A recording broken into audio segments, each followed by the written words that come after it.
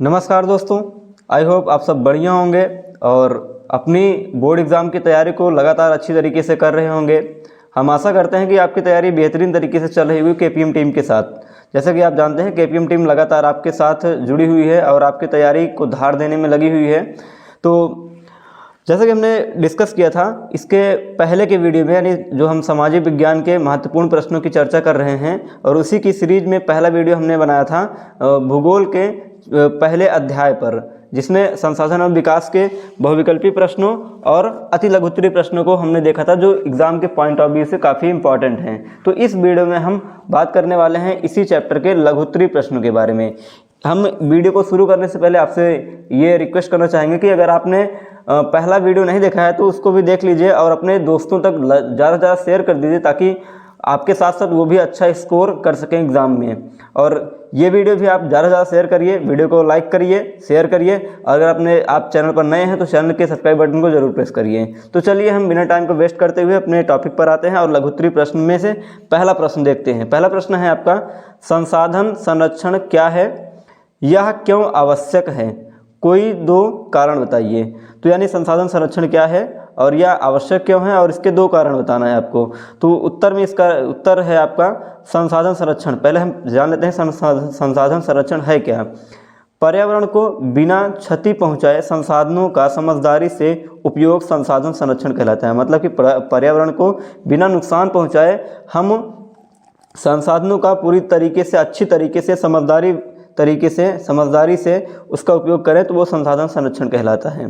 संसाधन संरक्षण इसलिए आवश्यक है क्योंकि इसके कारण यहाँ पर दिए गए हैं। पहला कारण है, संसाधनों के विवेकहीन उपभोग और अंधाधुंध उपयोग के कारण सामाजिक, आर्थिक और पर्यावरणीय समस्याएं पैदा हो सकती हैं। मतलब इसका गलत तरीके से उपयोग जो है वो समाज के लिए एक समस्या बन सकती हैं, जो कि सामाजिक और आर्थिक और पर्यावरणीय समस्याएं हो सकती हैं। चलिए दूसरा कारण समझते हैं। पृथ्वी पर संसाधन सीमित हैं, किंतु तीव्र दर से बढ़ती जनसंख्या और औद्योगिकरण एवं तकनीकी विकास के कारण संसाधनों की मांग निरंतर बढ़ती जा रही है। मतलब जो पृथ्वी पर जितने भी संसाधन हैं वो सभी सीमित मात्रा में हैं, और ये जनसंख्या के साथ साथ इसकी मांग भी बहुत तेज़ी से बढ़ती चली जा रही है, जिसकी वजह से संसाधन संरक्षण जो है बहुत ही आवश्यक हो जाता है। और इन समस्याओं से बचने के लिए संसाधन संरक्षण बहुत आवश्यक हो जाता है। तो मतलब अगर संसाधन आप सही तरीके से, इसका सही ढंग से उपयोग नहीं करेंगे, संसाधन जल्दी समाप्त हो जाएंगे, जिससे भविष्य में काफ़ी समस्याएं पैदा हो सकती हैं। तो चलिए हम अब बात करते हैं प्रश्न नंबर 2 पर। प्रश्न नंबर 2 है आपका, काली मृदा का निर्माण कैसे होता है, इसकी विशेषताएं बताइए, तथा काली मृदा मुख्य रूप से किन राज्यों में पाई जाती है और इस पर मुख्य रूप से कौन सी फसल उगाई जाती है। ये प्रश्न है आपका काली मृदा से संबंधित, और ये काफ़ी महत्वपूर्ण प्रश्न है। इसके पहले का जो हमने प्रश्न बताया संसाधन संरक्षण, ये भी आपका जो क्वेश्चन है काफ़ी इंपॉर्टेंट है एग्जाम के पॉइंट ऑफ व्यू से। ये पिछली बार पूछा भी जा चुका है, पिछली बार के एग्जाम में। तो चलिए हम अगले इस क्वेश्चन को देखते हैं। सबसे उत्तर देखते हैं प्रश्न नंबर 2 का, काली मृदा का निर्माण। पहले समझते हैं काली मृदा का निर्माण कैसे होता है। तो इसका निर्माण ज्वालामुखी फटने के समय पृथ्वी पर फैले लावे के ठंडे होने तथा उसके अपक्षय से काली मृदा का निर्माण होता है। सिंपल सी परिभाषा है। ये जो है साधारण जो प्रक्रिया है, इस तरीके से काली मृदा का निर्माण होता है। इसकी विशेषताएं देख लेते हैं काली मृदा की। काली मृदा में ज़्यादा समय तक नमी बनाए रखने की क्षमता होती है, जिससे कम सिंचाई की आवश्यकता होती है। मतलब काली मृदा में नमी सबसे ज़्यादा धारण करने की क्षमता होती है, और जिसकी वजह से इसमें बोई जाने वाली फसल को कम सिंचाई की आवश्यकता होती है। दूसरी विशेषता है, काली मृदा बहुत ही महीन कणों वाली चीका मृदा है। तीसरी विशेषता है, इस मृदा में लोहा तथा मैग्नीशियम के साथ साथ पोटास, कैल्शियम कार्बोनेट तथा चूने जैसे पोषक तत्वों की भरपूर मात्रा होती है, जिसकी वजह से फसल इसमें बेहतरीन तरीके से होती है, अच्छी तरीके से। चलिए अब यहाँ पर और अगली विशेषता देख लेते हैं। इसे रेगुर के नाम से भी जाना जाता है। मतलब काली मृदा को रेगुर मृदा के नाम से भी जाना जाता है। चलिए हम अब देख लेते हैं यह किन क्षेत्रों में पाई जाती है और इस पर मुख्यतः कौन सी फसल उगाई जाती है। तो यह मुख्य रूप से महाराष्ट्र, सौराष्ट्र, मालवा, मध्य प्रदेश तथा छत्तीसगढ़ के पठारी क्षेत्रों में पाई जाती है और इसमें मुख्य रूप से कपास की खेती होती है। मतलब काली मृदा जो है वो कपास की खेती के लिए मुख्य रूप से जानी जाती है। चलिए अब हम प्रश्न नंबर 3 देखते हैं। प्रश्न नंबर 3 है आपका, प्राकृतिक संसाधनों की कोई 3 विशेषताएं लिखिए। मतलब प्राकृतिक संसाधनों की 3 विशेषताएं आपको लिखनी है। तो पहले समझते हैं प्राकृतिक संसाधन होता क्या है। ऐसे संसाधन जो उपयोग करने के लिए प्रत्यक्ष रूप से प्रकृति से प्राप्त होते हैं प्राकृतिक संसाधन कहलाते हैं। मतलब हमें ऐसे संसाधन जो हमें प्रकृति के द्वारा प्राप्त होते हैं उन्हें हम प्राकृतिक संसाधन कहते हैं, जिनमें वायु, पानी, मृदा, भूमि, वन, जैव विविधता, खनिज, जीवाश्म आदि शामिल होते हैं। ये सभी आपके प्राकृतिक संसाधन के उदाहरण हैं।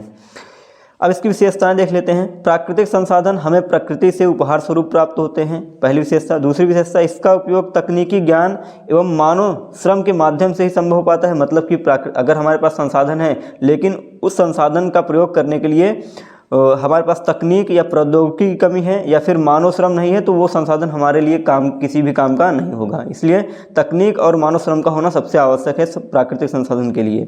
चलिए तीसरी विशेषता है, प्राकृतिक संसाधन मानव के लिए निःशुल्क है, अर्थात मानव इसके लिए प्रकृति को कुछ नहीं देता है। मतलब जो भी संसाधन प्रकृति से मानव प्राप्त करता है उसके बदले में प्रकृति को मानव कुछ नहीं देता है, इसलिए इसके लिए फ्री ऑफ कॉस्ट होती है। चलिए अब हम अगले क्वेश्चन की तरफ चलते हैं। क्वेश्चन नंबर 4 है, भूक्षरण रोकने के कोई उपाय बताइए अथवा मृदा अपरदन रोकने के उपाय बताइए। मतलब भूक्षरण को ही मृदा अपरदन कहा जाता है। इसे रोकने के आपको कुछ उपाय बताने हैं। तो इसमें जो है आइए देखते हैं। मृदा अपरदन को रोकने के निम्नलिखित उपाय हैं, जिसमें पहला उपाय है वृक्षारोपण। वृक्षों की जड़ें मिट्टी के कणों को आपस में जकड़ कर रखते हैं, जिससे मृदा कटाव या मिट्टी का कटाव नहीं हो पाता है और मृदा अपरदन होने से बच जाता है। दूसरा है घास लगाना। घास लगा करके भी मृदा अपरदन को रोका जा सकता है। घास की जड़ें भी मिट्टी के कणों को आपस में बांधे रखते हैं, जिससे मृदा कटाव नहीं होता है। तीसरा आपका उपाय है सीढ़ी नुमा खेत बनाना। मतलब कि पहाड़ी क्षेत्रों में पहाड़ी ढलानों पर सीढ़ीदार खेती भूमि के कटाव को रोकता है। ठीक है। अब अगला उपाय है समोच्च जुताई। जैसे जो पहाड़ी क्षेत्र में जो खेत होते हैं वहाँ पर गलत तरीके से जुताई जो होती है, अगर आप ऊपर की तरफ से जहाँ पर ढाल है, ढाल से आप नीचे की तरफ जुताई करते हैं तो उससे वहाँ पर मिट्टी में जो है वो नाली बन जाती है और नाली से पानी बहता है तो मृदा कटाव होने की संभावना ज़्यादा होती है। उसी समस्या से बचने के लिए समोच्च जुताई की जाती है। ढाल वाली भूमि पर समोच्च रेखाओं के समांतर हल चलाने से ढाल के साथ साथ जल बहाव की गति घटती है, जिससे मृदा कटाव नहीं होता है। तो ये 4 उपाय हैं मृदा अपरदन को रोकने के। चलिए अब हम अगले क्वेश्चन, ये आपका वेरी इंपॉर्टेंट क्वेश्चन है, ये आपका कई बार एग्जाम में पूछा जा चुका है, तो आप इसको जो है पूरी तरीके से इंपॉर्टेंट में सिलेक्ट कर लीजिए। चलिए अगले क्वेश्चन की तरफ चलते हैं। अगला क्वेश्चन है आपका, जैव अजैव संसाधन क्या होते हैं, उदाहरण सहित समझाइए। तो चलिए हम देखते हैं जैव। ये भी आपका क्वेश्चन बहुत ही महत्वपूर्ण है, ये कई बार लगातार एग्जाम में पूछा जा चुका है। तो इसमें आपका उत्तर होगा, पहले समझते हैं जैव संसाधन क्या है। ऐसे संसाधन जो जैवमंडल से प्राप्त होते हैं और जिनमें जीवन व्याप्त होता है उसे हम जैव संसाधन कहते हैं। उदाहरण इसके हैं पशुधन, मत्स्य जीवन, प्राणी जगत, वनस्पति जगत आदि, ये सभी आपके जैव संसाधन हैं। अब आते हैं अजैव संसाधन।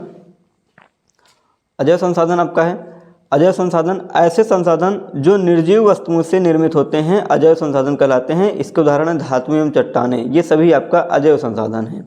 तो इस तरीके से हमने देखा कि यहाँ पर आपके जो महत्वपूर्ण प्रश्न पहले पार्ट से, भूगोल के पहले पार्ट से जो कुछ महत्वपूर्ण प्रश्न हैं जो एग्ज़ाम में पूछे जा सकते हैं, उनको हमने यहाँ पर पूरी तरीके से इस वीडियो में डिस्कस कर लिया है। अब बचते हैं आपके दीर्घोत्तरीय प्रश्न, इसको हम इसी चैप्टर के अगले पार्ट यानी पार्ट 3 में देखेंगे।